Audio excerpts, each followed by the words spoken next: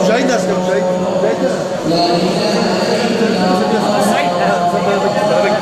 Ben arabama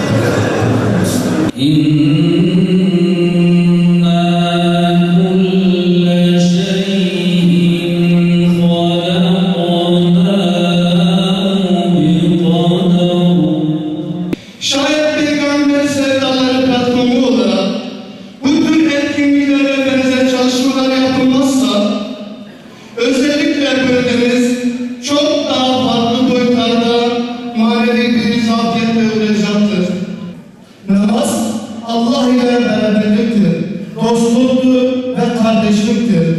Kısacası namaz bizim için muazzam bir hazinedir. Namaz öğretir saygıyı, namaz giderir kaygıyı, namaz yüceltir duyguyu. معلومة ليش ركنك أركان دين ما بلكي ركن الساكن بشتي كلمة توحيد ده ركن الساكو وبرنتو وجرم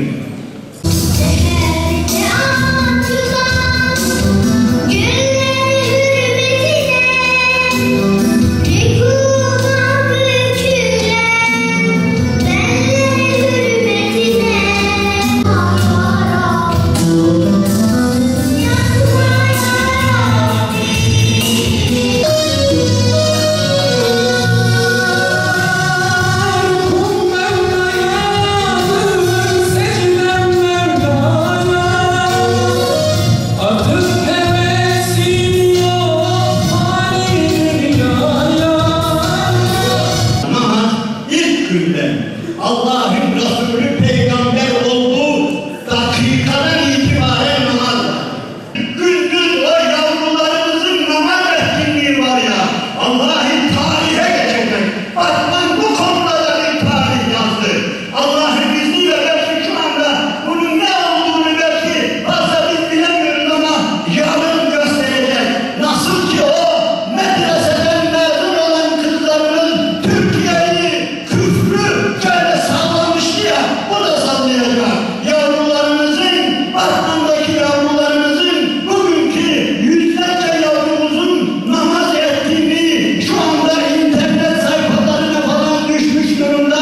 Bu da basit bir olay değildir. Bu da gösteriyor ki Allah'ın izniyle şehitler diyarı, İslam uğruna bedel ödeyen Batman bu konuda da, ilim konusunda da, medrese konusunda da